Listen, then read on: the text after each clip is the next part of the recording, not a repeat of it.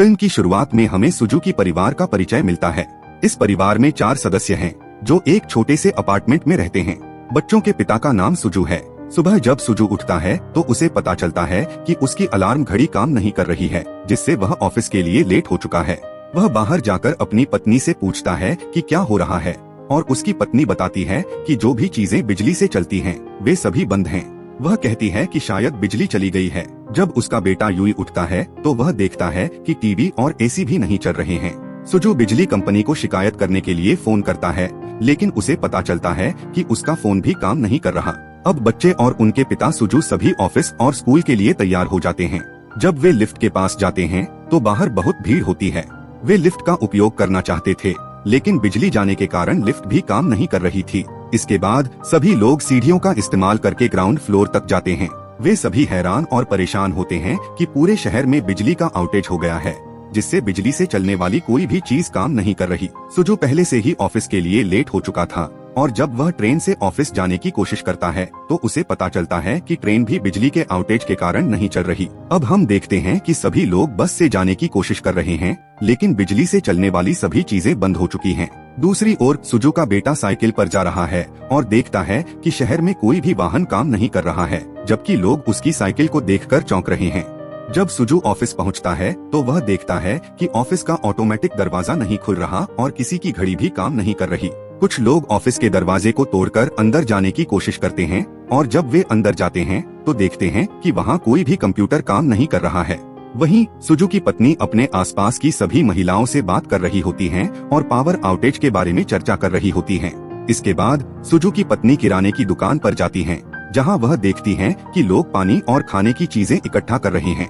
वह भी उनके जैसा ही करती हैं। किराने की दुकान में बहुत सारे लोग थे जो चीजें इकट्ठा करने आए थे, लेकिन वहां कोई भी मशीन काम नहीं कर रही थी, इसलिए कैशियर घोषणा करता है वे लोग अब केवल नकद ही लेंगे। बहुत से लोग एटीएम मशीन से पैसे निकालने की कोशिश कर रहे थे, लेकिन एटीएम मशीन भी काम नहीं कर रही थी। हम वहां सुजुकी के ऑफिस में देखते हैं, जहां कंप्यूटर पावर आउटेज के कारण काम नहीं कर रहे थे। वहां उनका बॉस सभी से कहता है कि आज आप लोग वापस जा सकते हैं, क्योंकि कंप्यूटर पर ही काम करना है और कंप्यूटर चल नहीं रहे हैं। सुजुकी जब घर लौटता है तो रास्ते में वह साइकिल की दुकानों को देखता है और नोट करता है कि पावर आउटेज के कारण साइकिलों की कीमत बहुत बढ़ गई है। फिर भी वह एक साइकिल खरीद लेता है। रात को हम सुजुकी के परिवार को देखते हैं, जिनके घर में बिजली नहीं आई है। उन्होंने मोमबत्तियां जलाई हुई हैं और साथ में डिनर कर रहे हैं। जब सुजुकी का बेटा बाथरूम में जाता है तो वह देखता है कि टॉयलेट का फ्लश भी काम नहीं कर रहा है और सभी नल भी बंद हो गए हैं। सुजुकी की बेटी भी बहुत परेशान हो गई थी। वह सोच रही थी कि बिजली चली गई, लेकिन नलों का बंद होना तो समझ में नहीं आता, क्योंकि नल बिजली पर निर्भर नहीं करते। डिनर के बाद सुजुकी के बेटे और बेटी अपने कमरे में जाते हैं। वे बहुत बोर हो गए थे, क्योंकि उनका सेलफोन और इंटरनेट दोनों काम नहीं कर रहे थे। फिर वे पूरी फैमिली बालकनी में जाकर आसमान को देखने लगते हैं। बालकनी से वे देखते हैं कि पूरा शहर अंधेरे में है, केवल तारे ही हैं जो उस शहर को रोशनी दे रहे हैं। यह पहली बार है जब यह परिवार मिलकर समय बिता रहा है, और वास्तव में वे इसका आनंद ले रहे हैं। पावर आउटेज के चलते 3 दिन बीत चुके हैं और सुजुकी के घर की हालत बहुत खराब हो गई है। बिजली न होने के कारण लोगों की जीवन शैली बदल गई है। हम सुजुकी को उसके ऑफिस में देखते हैं, जहां उसका सीनियर उसे बताता है कि आज के बाद आप लोग काम पर नहीं आएंगे जब तक पावर आउटेज ठीक नहीं होता, यानी जब तक बिजली नहीं आती कंप्यूटर नहीं चलेंगे, और इन लोगों को वापस काम पर आने की जरूरत नहीं है। यह सुनकर सुजुकी बहुत परेशान हो जाता है और अपने सीनियर से कहता है कि अगर हम काम पर नहीं आएंगे तो पैसे कैसे कमाएंगे, हमें अपने बच्चों को भी तो खिलाना है। यह सब सुनकर उसका सीनियर उससे कहता है, अब जो हालात चल रहे हैं उनमें आप टोक्यो शहर में ज्यादा देर नहीं रह सकते, क्योंकि मुझे लगता है कि इन परिस्थितियों के चलते खाने पीने की भी कमी हो जाएगी। हम देख रहे हैं कि लोग इस शहर को छोड़कर जा रहे हैं, और अब सुजुकी भी ऐसा ही करना चाहता है। सुजुकी की पत्नी पास के वाटर टैंक से पानी भरने जाती हैं, लेकिन वहाँ बहुत भीड़ होती है। सभी को वापस भेज दिया जाता है, क्योंकि टैंक में पानी खत्म हो गया है। अब सुजुकी पैसे निकालने के लिए बैंक जाता है, लेकिन उसे भी वापस भेज दिया जाता है। अब पावर कट को 7 दिन हो चुके हैं और शहर में अभी तक बिजली नहीं आई है। सभी ग्रोसरी स्टोर्स, ऑफिस और स्कूल बंद हो गए हैं। यहाँ तक कि सभी फैक्ट्रियाँ भी बंद हो गई हैं और लोग ग्रामीण इलाकों की तरफ जा रहे हैं। सुजुकी का परिवार तय करता है कि वे भी ग्रामीण इलाके की तरफ जाएंगे। वे अपने बैग में खाने पीने की चीजें और जरूरी सामान पैक कर लेते हैं। वे पानी भी साथ रखना चाहते थे, लेकिन पानी की कीमत बहुत ज्यादा थी। फिर भी वे किसी तरह से कम कीमत पर पानी की बोतलें ले लेते हैं। इसके बाद वे एक जगह रुकते हैं, खाना खाते हैं और फिर अपने सफर पर निकल पड़ते हैं। आखिरकार वे एयरपोर्ट पहुंचते हैं, जहां से उन्हें अपनी फ्लाइट लेनी थी। उन्हें बताया गया था कि एयरपोर्ट से अभी भी फ्लाइट्स चल रही हैं, इसलिए वे वहां गए। लेकिन एयरपोर्ट पर भी भीड़ थी।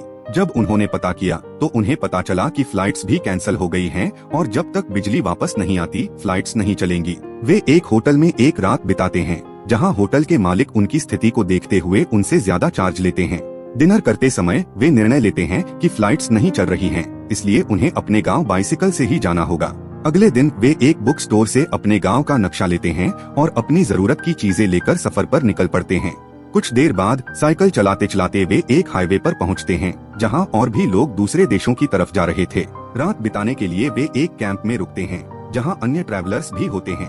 तभी एक आदमी उनसे पानी मांगता है, लेकिन वे उसे पानी नहीं देते क्योंकि यह उनकी आखिरी पानी की बोतल है। वे रात बिताते हैं और फिर अगले दिन अपने सफर को शुरू करते हैं। वे एक टनल के अंदर से गुजरते हैं, जहां बहुत अंधेरा था और लुटेरे भी थे। तभी एक महिला उनकी मदद करती है। ऐसे ही दिन बीतते जाते हैं और अब 16वां दिन है पावर आउटेज का, यानी 16 डे। अब परिवार दरिया के किनारे बैठा होता है और यहाँ उनकी आखिरी पानी की बोतल भी खत्म हो जाती है। अब सुजुकी दरिया से पानी लाने के लिए मजबूर होता है क्योंकि उनके पास कोई और विकल्प नहीं था। फिर वे फिर से अपनी यात्रा शुरू करते हैं, लेकिन रास्ते में तेज बारिश आ जाती है। जब लोग अपनी सारी चीजें छोड़कर एक सुरक्षित जगह पर शरण लेते हैं, तो तूफान के बाद वे अपनी चीजों के पास वापस जाते हैं। वहाँ वे देखते हैं कि सुजुकी के बेटे को लोग उठा चुके थे। तभी उन्हें वहाँ बैटरी वाटर की एक बोतल मिलती है, जो एक डिस्ट्रिक्ट वाटर थी और वे इसे पी सकते थे। लड़की को कैट फूड मिलता है और वह सोचती है कि वह इसे खा लेगी। वे फिर से अपनी यात्रा शुरू करते हैं और हफ्तों तक बैटरी वाटर और कैट फूड पर ही जीवित रहते हैं। फिर वे एक तस्वीर भेज देते हैं। अब वे मिलकर यात्रा करते हैं, लेकिन बाद में उनके रास्ते अलग हो जाते हैं। इसके बाद उनका परिवार एक्वेरियम में पहुंचता है, जहां वे देखते हैं कि लोग मछलियां बेच रहे हैं। वे खाने के लिए मछलियां पाने के लिए लाइन में लग जाते हैं क्योंकि उनका खाना खत्म हो चुका था। लेकिन जब उनकी बारी आती है तो मछलियां भी बिक चुकी होती हैं। यहाँ हम सुजुकी को देखते हैं, जो एक आदमी के पैरों पर गिरकर कहता है कि कृपया मेरे बच्चों को खाने के लिए कुछ मछलियां दे दो, लेकिन वह आदमी उसे नजरअंदाज कर देता है और वहाँ से चला जाता है। अब उनके पास और कोई विकल्प नहीं होता, इसलिए वे फिर से अपनी यात्रा शुरू करते हैं। वे एक खेत में पहुंचते हैं और भूख और प्यास से बहुत थक जाते हैं। अब वे आगे नहीं बढ़ पा रहे थे। हम सुजुकी को देखते हैं, जो एक कीड़े को खाने वाला था।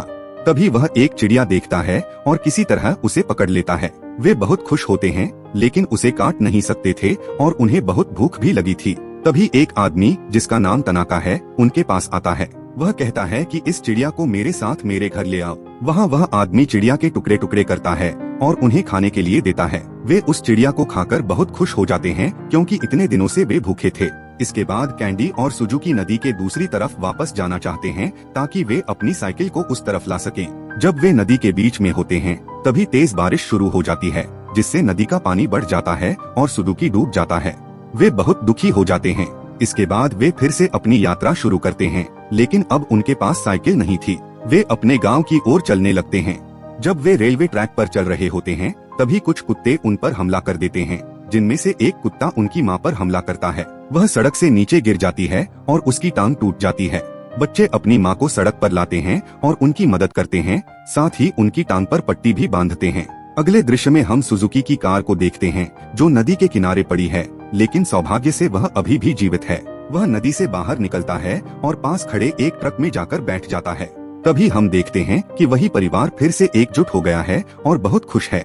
यह ट्रेन उन्हें उनकी मंजिल तक ले जाती है और वे कई सालों बाद अपने दादा से मिलते हैं और उनके गांव में रहने लगते हैं। अगले दृश्य में हम पावर आउटेज देखते हैं, जिसके बाद 2 साल और 1 दिन बीत चुके हैं। सुजुकी का परिवार एक खूबसूरत जिंदगी जी रहा है। उनका गांव बहुत प्यारा है और वे अपने लिए मछलियां पकड़ते हैं और कपड़े बुनते हैं। लेकिन एक दिन सुजुकी उठता है और देखता है कि उसका अलार्म बज रहा है। पूरा गांव बाहर आ जाता है।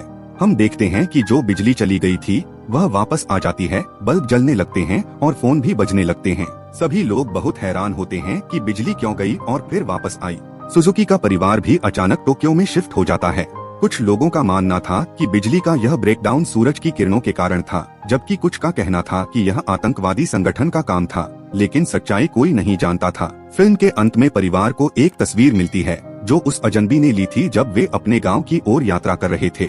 इस बिजली के ब्रेकडाउन ने उन्हें यह समझाया कि कैसे उन्होंने अपनी जिंदगी में मौजूद छोटी छोटी चीजों की कदर करनी है, और यह बताया कि कैसे छोटी छोटी बातें हमें खुशी देती हैं। और इस बिजली के ब्रेकडाउन ने यह भी दिखाया कि परिवार का प्यार ही सब कुछ है, बिल्कुल सुजुकी के परिवार की तरह, जो एक दूसरे का ध्यान नहीं रखते थे और अपने फोन और लैपटॉप में लगे रहते थे। जब उन्हें मुश्किलों का सामना करना पड़ा, तब उन्होंने एक साथ समय बिताया और उन्हें पता चला कि यही असली जिंदगी है। इसी के साथ यह फिल्म यहीं समाप्त होती है।